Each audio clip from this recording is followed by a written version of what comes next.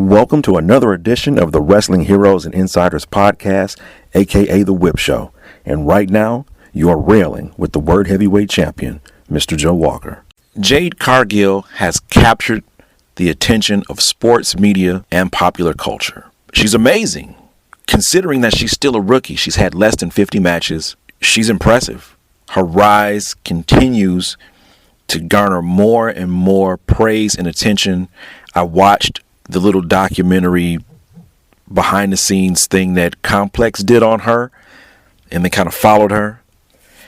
And it was cool to watch her train with Bryan Danielson, to see her being mentored by Dustin Rhodes, to watch her workouts in the ring and seeing the time and the investment she's putting into her craft, how she's blending quality in the ring with the quality of her persona. I think her persona is, while it's not perfected, it's not perfect, it's pretty darn good for what she's done with the amount of time she's been in the business. People want to see more of Jade. People enjoy her on the microphone. They enjoy her in the ring. They're enjoying her dominance. But there's also that part of professional wrestling following that is looking to watch her lose. She stands undefeated, already beginning to discuss, who people feel should be the first to defeat Jade Cargill. Now she's got this feud going with Athena. Now that Athena has arrived in All Elite Wrestling, Athena has a championship background, a multi-time champion, and yes, Athena is targeting Jade Cargill to give her her first loss and to take the TBS title from her. There's also Chris Statlander. I have enjoyed her evolution as well. I like her new look. She already had a great look, but her improved look makes her even more appealing. She looks dominant in the ring. I like that she's kind of stepped up her aggression, but she also seems to move smoother and execute smoother in the ring. And maybe that has to do with how she's altered her personality. But I like it. Do I think that she is the opponent that should beat Jade Cargill? Well, I'm sure there's many out there, some of you listening now, who believe that she is, like some of you believe Athena is. I don't think so. And the person that I think should beat Jade Cargill is not even a professional wrestler that's in All Elite Wrestling. So hear me out.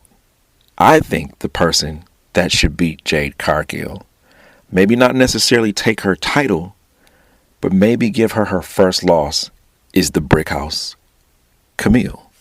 Kamille has been NWA Women's World Champion for a year now. She defeated Kylan King at Always Ready. Looking at the competition out there right now, I'm like, who really could beat Kamille?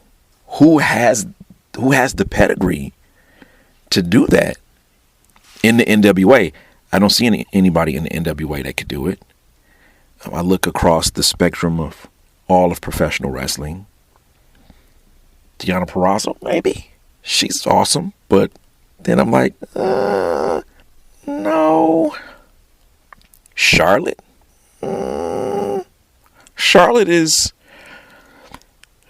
at a different level, as is Sasha Banks, Bayley, Becky Lynch, any of the four horsewomen, even if they still call each other that. They call themselves that. I don't know if they do, if you consider what's happened in their relationships over the last, and careers over the last several years. Those are four incredible women in professional wrestling.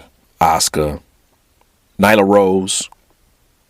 I would like to see a Nyla Rose, Jade Cargill feud. I would love to see a Nyla Rose, Kamille feud.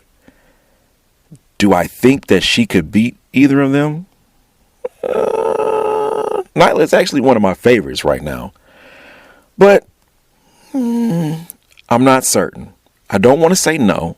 I'm just saying I'm not certain. But as for this discussion, who do I feel should beat Jade? I think it should be Kamille. Look at how they match up.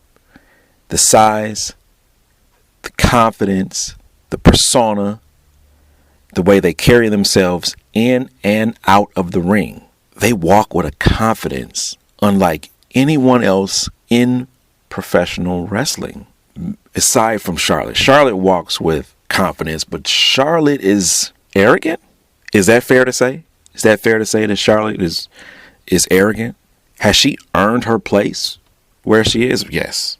Is she a great athlete? Yes. Does she have unbelievable, memorable matches with her opponents? Yes, she does. I don't want to delve too much into Charlotte. We could have another discussion about Charlotte on another episode.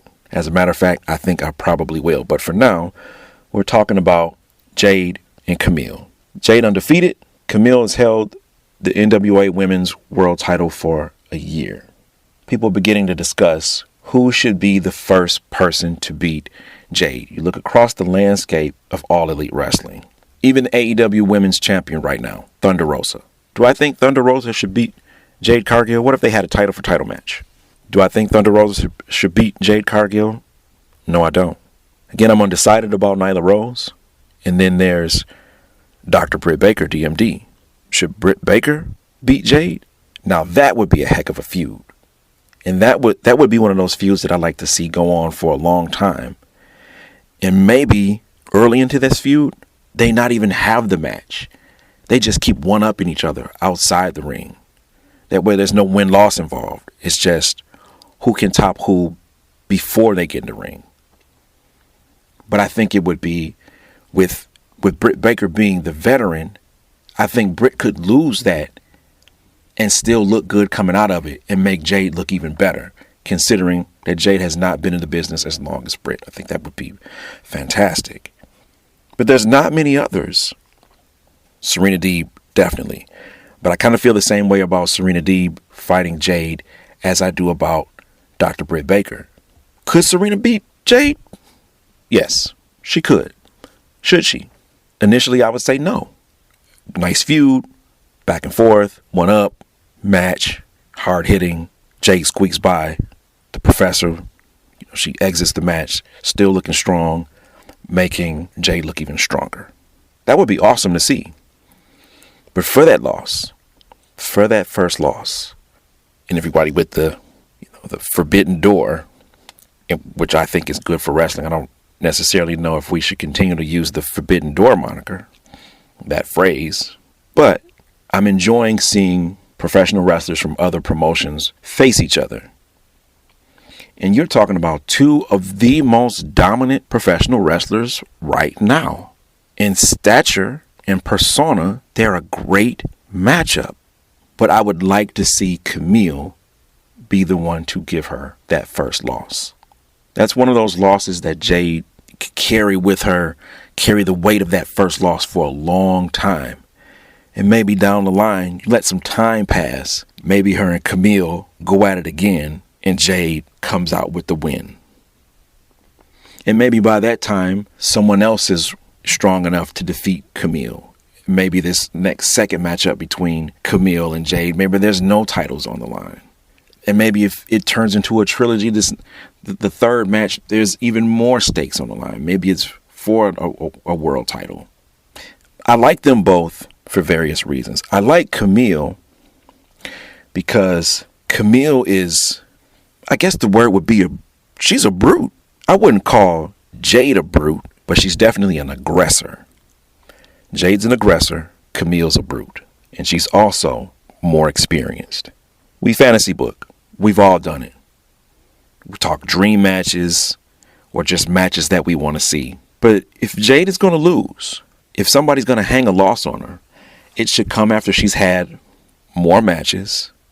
Like I said, right now, she's still undefeated, TBS champion, less than 50 matches. And here's Kamille, the NWA Women's World Champion, dominant champion for a year. If her and Jade were to clash, I just think that Kamille would be the right person to give her that first loss. Let me know what you think. Tell me in the comments. Tell me on Twitter at Mr. Joe Walker. Who do you think should be the first to defeat Jade? And while you're at it, tell me who do you think would be worthy enough to earn the right to defeat Kamille for the NWA Women's World title. Let's let this discussion linger. We'll come back to this again. Thank you for listening to Railing with the World Heavyweight Champion, Mr. Joe Walker, on the Wrestling Heroes and Insiders podcast, aka The Whip Show. Be sure to like, share, and subscribe, and support the platform wherever you get your podcasts from. Follow the Whip Show podcast on all social media and follow me on Twitter at Mr. Joe Walker. No excuses. Championships only. Be kind, be creative, win.